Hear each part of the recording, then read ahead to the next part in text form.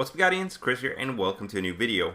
Today, I'm going to be giving you guys some tips on how to clutch a 1-on-3 situation in Trials of Osiris, break down some clips along the way, and hopefully help you guys improve.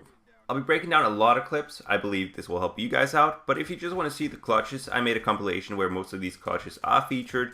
There will be a link in the description to that video. While this video specifically focuses on Trials, many of these tips will help you out in regular Crucible as well.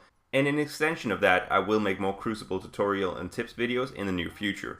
So before we talk about this, I do want to say I almost always run a sniper, so that of course does have influence on the way I approach these situations. However, I do have a few clips with shotguns, and we'll talk further about how your special weapon should affect your approach to the situation. So first of all, I like to think of a 1v3 scenario as sort of a 3-step encounter.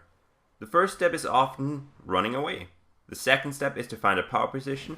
And the third is to pick and force your engagements, so they're in your favor. So let's talk about running away, because there's actually a lot more to it than you might think. So first of all, in a 1v3, you'll often have been close to your teammates. Maybe you'll have taken some damage, and you'll definitely not be in a good position to challenge, as the entire enemy team is going to know where you are.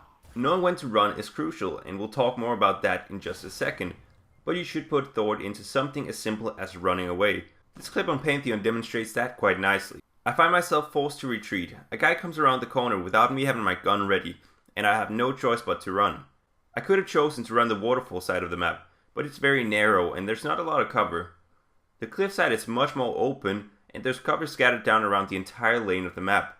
The downside to this side is that there were two enemies that aren't chasing me very close to the stairs on that side of the map. So what I do to evade them is I blink the second I get close to the staircase. And sure enough, a guy came running down with a shotgun, and me blinking just bought me a second or so with him being confused and looking around for me. If you don't have blink, you can do this by jumping over them too with increased height or triple jump or quadruple jump or something. But I always run blink if I can because of how strong it is defensively. But this allowed me to dip into cover by the heavy ammo spawn so I can evade their fire and run away to safety and pull off the clutch in a position that favored me. That brings us on to the next point, the power position. A power position is a place on the map where you're in a position of power, as the name suggests.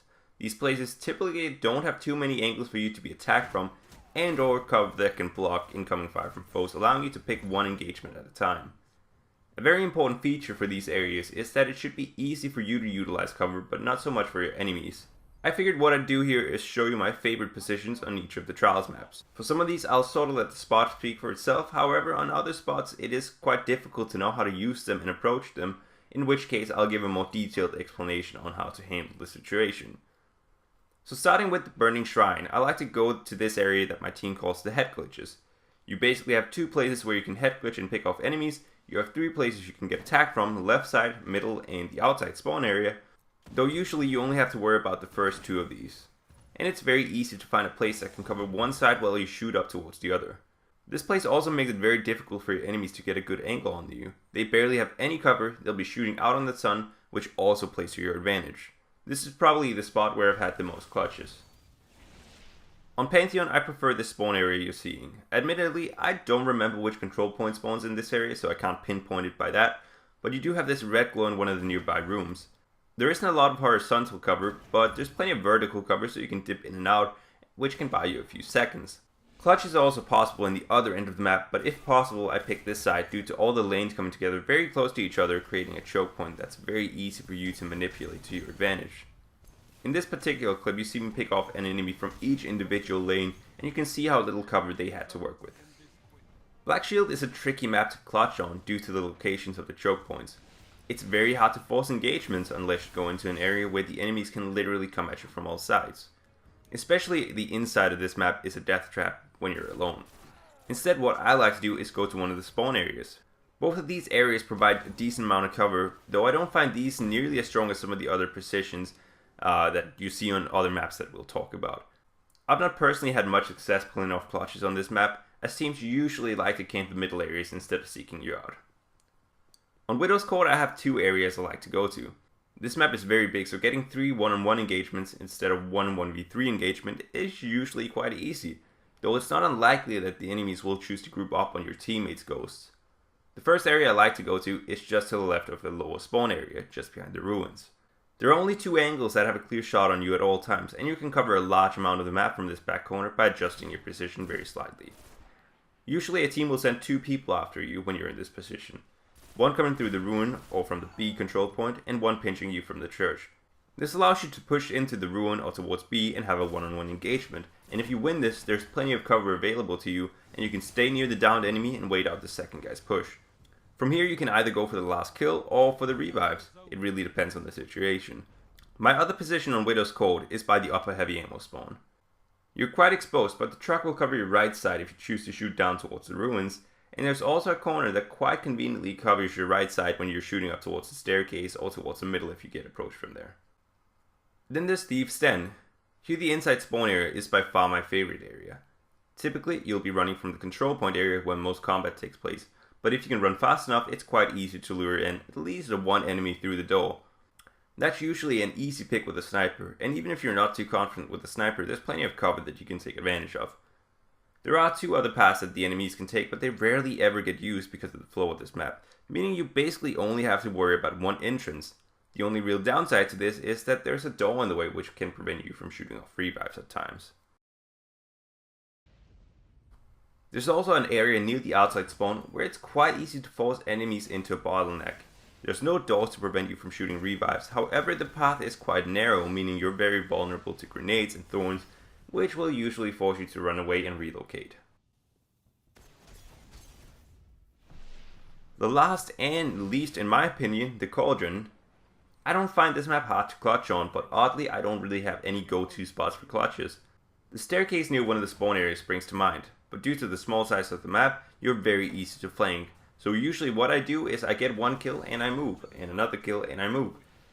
Again, due to the small map, people are very likely to split up, making it quite easy to get one-on-one engagements, so instead of showing you guys a specific spot, I'll break down a clutch right here. And in the very end of the video, there'll be two more clutches on this map that relied a little more on skill and a bit of luck than actual coordinated plays, though these will be without commentary. So first off, I find myself in this room close to the staircase. It's quite a nice room to be in, there's quite a lot of cover, but you're very vulnerable to enemies if they decide to pinch you. Luckily, these guys don't decide to do that, so I have this one guy coming at me alone and I manage to take him out with a nice quick snipe. And I immediately turn to my right expecting a pinch. This never happened, and at this point my teammates were actually crucial. You guys can't hear them, but they were constantly calling out where the remaining enemy players were and where they were going. So I walk around the room for a bit and decide to open the door, spot a guy on the bridge who I take out with relative ease. Then I'm told the last guy is sitting on the stairs just inside the door. I take no chances, activate my super, and wrap up another 1v3 clutch. So we've already touched a bit on the last point, picking and choosing your engagements. The example I gave for Widow's Code was quite specific, but the same principle can be applied for a lot of situations. Essentially, you want to get in 3 1-on-1 situations rather than 1 3-on-1. The perfect example of this is the clutch on Pantheon you saw earlier. I forced the first guy into a bottleneck, so he was an easy pick. The second guy was trying to pinch me, but at this point I haven't even taken damage, which allows me to calmly pick him off too. And when the last guy finally arrives, I managed to pick him off without much trouble, because I could take on the other two guys 1-on-1. Now they do end up self-resurrecting, and I take them out with my Blade Dancer, but that's not really an important part of this clutch. That's just reacting to self-resurrections, and you should always do that with the super if you can. Another good example is here on the Burning Shrine, where these guys were actually trying to pinch me, and to their credit, they did some quite nice damage. So obviously using my trusty head glitch here, I see the first guy coming from mid. I do get a shot on him, which I could have sworn was a headshot. It registered as a body shot, so by reflex I switched to my primary, but I noticed someone coming up on my radar on the left. Because I managed to force the other guy behind cover, I decided to focus on the guy on the left, and I managed to get one shot on him here, but he does the same to me, so I dip back behind cover, pull out the sniper again, and finish him off with the sniper. Because I finished him off so quickly, he can't do any more damage, and his teammate is trying to back him up, so I just quickly switch around, and sure enough, he's coming right at me. Shields aren't regenerated yet, so I can also just put a body shot on him. The last guy then Blade Dances, I had a Fist of Havoc. Needless to say, it didn't end well for him. So you might be thinking, what if I have a shotgun? Shotguns play quite differently to snipers for obvious reasons, being a close quarters weapon as opposed to a marksman weapon like the sniper. Snipers are amazing because they allow you to snipe off revives from a safe distance, ensuring that your kills don't end up being useless, so to speak. With a shotgun, you have to stay close to the ghost and prevent revives, and oftentimes I will choose to be very aggressive on my enemies, though it depends on the situation. So in this first situation, my teammates actually get 2 guys down, but they both self-res and I end up being 1-on-3. I have a 1-on-1 engagement shortly after and I managed to win it. Luckily all the heavy ammo was out of the picture at this point, so I decided to sit right next to the ghost here. Basically my only objective here is to play out the time. I know that if I leave this upper area I'm not coming back up and the clock is getting very close to 0, so I basically have to make my play for the capture zone. And seeing as I have my super, I'm in a very good position, also knowing that there are at least 2 supers down after their self-reses. Obviously the guy who I killed will have called out where I am, and his teammates decide to push up from the same side. In this case, that's a huge advantage for me. It buys me time and it allows me to sit here for a few more seconds until they inevitably flush me out with grenades. But at this point the timer is so low that I can just run for cover, wait for red to appear on my radar, and I can activate my super, and sure enough I managed to take them all out with my super on the capture zone. Capture the zone.